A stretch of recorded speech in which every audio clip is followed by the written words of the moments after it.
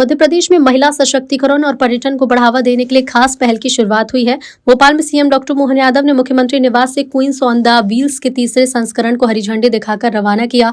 अभियान में देश भर से आई 25 महिला सुपर बाइकर्स हिस्सा ले रही हैं, जो 7 दिन में लगभग 1400 किलोमीटर की रोमांचक यात्रा तय करेंगी। यात्रा 7 से 13 मार्च तक भोपाल से शुरू होकर सांची स्तूप, उदयगिरी गुफा, चंदेरी, शिवपुरी, कूनो राष्ट्रीय उद्यान, ग्वालियर, दतिया और ओरछा होते खजुराहो पहुंचेगी।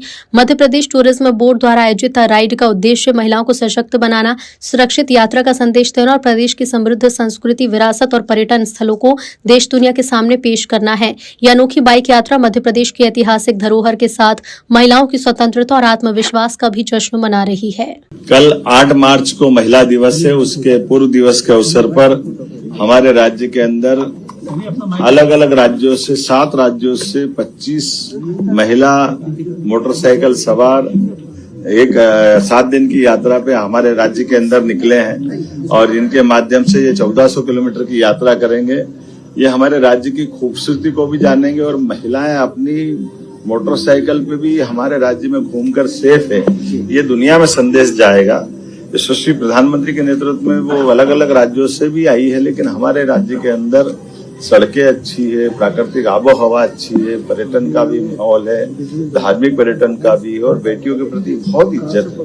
ऐसे में एक अच्छे साहसपूर्ण अभियान के लिए हमने 7 दिन की 1400 किलोमीटर की यात्रा को हरी झंडी दिखा करके हमने रवाना किया। मेरे सम्माननीय उच्च शिक्षा मंत्री श्रीमान इंदर सिंह परमार जी और हम सब टूरिज्म डिपार्टमेंट और अन्य विभागों के लोगों ने मिलकर के इस पूरी यात्रा को संपन्न करने का संकल्प लिया था। मैं अपनी यात्रा, इस तीसरी बार की यात्रा की शुभकामना देता हूं। 2 बार हमने और निकाली है और ऐसे सभी प्रकार के साहसपूर्ण कार्य को बढ़ावा देना हमारी सरकार का कर्तव्य भी है और हम इस तरीके से खासकर बहनों को आगे बढ़ते देख करके सबको अच्छा लगता है। सर, किसानों को बोनस और प्रोत्साहन दोनों सर, उड़द और गेहूं की फसल पे। देखिए, हमारी सरकार ने तो किसान कल्याण वर्ष घोषित किया है और ऐसे में किसानों के लिए जो बन सकता वो हम जरूर करेंगे।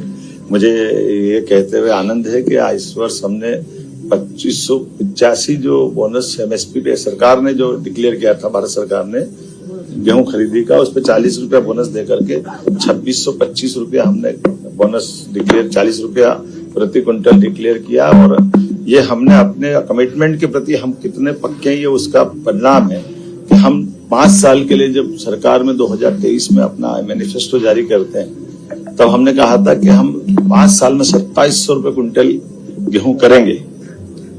ये हमारी सरकार का संकल्प है कि हम अब लगभग 2625 तक पहुंचे हैं। 2 साल बीच में है। मैं उम्मीद करूंगा निश्चित रूप से 27 जो हमने घोषणा की 27 होगी, उससे बाहर जाएंगे।